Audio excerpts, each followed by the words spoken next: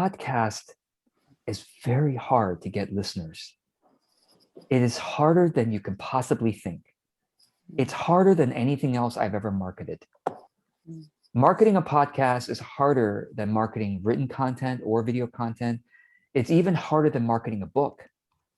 Marketing a book is already damn hard. Marketing a book is already at a level harder than it is to market a Facebook post or a YouTube video or an Instagram post or a blog. SEO is easier than marketing a book. Okay. So, the easiest, like hierarchy of getting your message out to the world, easiest, Facebook and Instagram ads. Second easiest, YouTube and Google ads. Third easiest, collaborations. Fourth easiest, SEO, which is not even that easy anymore. Fifth easiest, book marketing. Sixth easiest, podcast. It's not even easy. Like after step 2, it's already hard. After step 1 is already hard, And so it's so hard to market a podcast that I'm actually starting to tell people, don't start a podcast unless you are so passionate about seeing your podcast on your iTunes. Oh, my podcast on iTunes. And I have 2 listeners, me and my mom. I'm sorry. I'm totally sorry to be like splashing water, and probably shouldn't be in one single video, but it is, I'm going to have an evangelism now. I'm going to be so passionate now to talk people away from starting a podcast. So it's so fucking hard to get any listeners.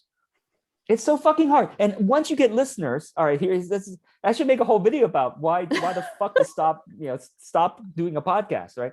It's fucking hard to get listeners, number 1. Number 2, once you get the 2 listeners, me and my mom won't fucking buy my courses because she listens to the podcast on her walk. And she's like, by the time I get home, George, I forgot to buy your course. I'm making a joke here because it's like my mom doesn't even want to listen to my podcast, right? That's the worst part. So it's just me listening to it. And like 2 of you who are like hardcore Taoists, right? Listen to my podcast. And by the time you get home, like, George, I'm already in MasterHeart. I don't need to buy your courses. So it's like, oh God, it's so hard. I want to cry. It's so hard to get listeners, go people. But you won't know it until you do it. And you're like, George was right.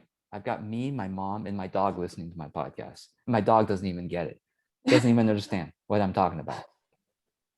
So having said all that, you haven't deterred me at all, by the way. Oh, good. Because I started my podcast in 2014 called Our Highest Work. I did it because I'm such an avid podcast listener.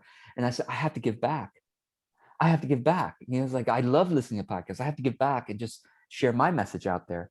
And I did it for 75 episodes for a whole year before I quit. I'm like, it's always going to be the same 60 to 70 listeners. It never grew. It got into iTunes New and Noteworthy for a couple weeks, but it's like this, the listenership is like this, whoop. And after it gets out of iTunes New and Noteworthy, it goes back to the 70 listeners for the rest of the year, for a whole year. I'm like, really? That's it? And now, same thing. I want to show you, here are my podcast stats here. I'll show you my podcast stats. It's back to the 70 listeners. It's like analytics, right? So okay.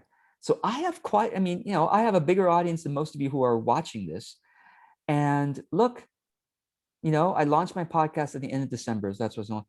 Yay! I thought I was doing so well. Yeah, so cool. And 1,000 downloads doesn't mean 1,000 listeners because I have multiple episodes per month. So whatever. But you can see how many. So look, yay! Aw, yay! Aw. Do you see the trend happening here? We're now completed with April. We're now in May, and this is going to be my podcast trend. It's going to go down.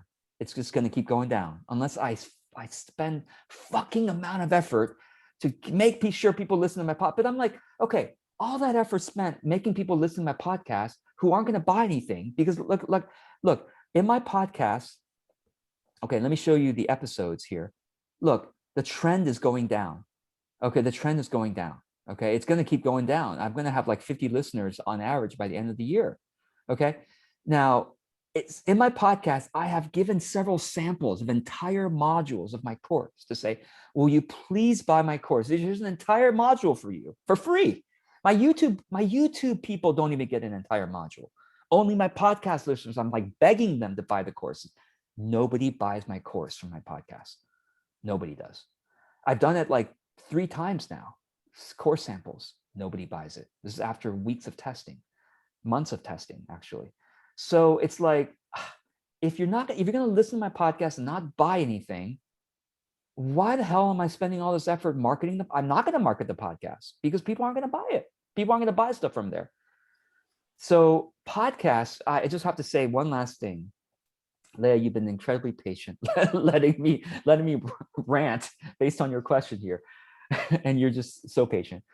I'm going to take you off screen so you don't have to feel like you're put on the spot here. If you're going to do a podcast,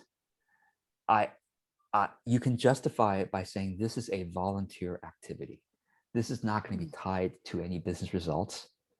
This is a volunteer activity. I'm just letting the 30 people who are ever going to listen to my podcast, bless those 30 people. And so therefore, if it's a volunteer activity, you have to be really aware of the time spent doing it. So you know what I do now? I have basically assumed that my podcast is volunteer now going forward, okay? The 50 people who listen, who are never going to buy anything from me, 45 of those are in MasterHeart, so they already bought everything from me, okay? It's just my clients who are listening, plus 5 people who are never going to buy anything from me. Bless their hearts. I don't care. I don't need you to buy anything from me. It's just I know what my audience is. So given that it's volunteer now, I only spend 15 minutes a week doing my podcast. 10 minutes a week, actually. I just upload. I'm so half-assed on it now. Now that I know what it's like, I'm just upload it directly to Captivate. That's it. And just let it. I'm not even going to do intro and outro. I don't even edit it anymore. I don't even do intro and outro anymore. Like, what's the point? The 5 people who don't ever buy anything from me, they don't even care that I don't have an intro and outro, to be honest.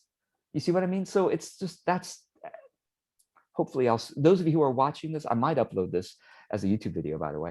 Those of you who are watching this, save yourself time, or just say, I'm going to just volunteer and serve the 5 people who will never buy from me. And if you're okay doing that, wonderful. Okay. Now, some of you, now, one thing I'll have to say, the one marketing benefit from having a podcast is that people are hoodwinked into thinking just because you have a podcast, you must be getting listeners, because they can't see how many listeners you have. That's the marketing deception of a podcast, is they can't see how many listeners. So you can reach out to people who have a book launching and go, hey, would you like to be in my podcast? They have a book launching. They're probably going to say yes, except the really big stratospheric stars will not going to say yes. But people like me launching a book, sure, I want to be on podcast when I'm launching a book, so I'll say yes, even though you don't tell me, but you have 5 listeners who are never going to buy anything from me either. And who are probably not. That's the marketing deception of a podcast. That's a dirty secret. Now I've just revealed it, right? Nobody can tell how many people listen. So anyway, having a podcast, essentially the only marketing benefit is collaborations. You look like you have a podcast. You look like you have listeners. So it's easier for you to get other people to say yes to being on your podcast. And therefore they might get you to go on their podcast. Now the trick to finding out how many listeners someone might have is to look at how many iTunes reviews they have and how frequently get iTunes reviews. And if you listen to their podcast and they aren't basically begging, say, if you don't give me iTunes reviews, I'm going to cut off your arm. Okay, if they don't beg like that, and yet they have iTunes reviews, that means they actually have listeners. Okay, and it's also fucking hard to get iTunes reviews, by the way. It's so hard. I mean, I had to basically beg people, like, I will give you my next puppy and train the puppy and take them out on all the walks, but you get to enjoy the puppy if you leave me an iTunes review. I had to beg like that in the beginning, and I have like 5 iTunes reviews or whatever it is. Okay, so it's a podcast is the hardest thing I've ever done in terms of marketing. Sorry, sorry to everybody. That's my answer. And honestly, I think those who have a podcast will go, amen. You know, we don't want to say anything, but amen. That's true. That's the truth. You know, so anyway, I hope this helps. I hope this helps you spend better use of your time. And if you do a podcast, I hope you now feel much better about your metrics.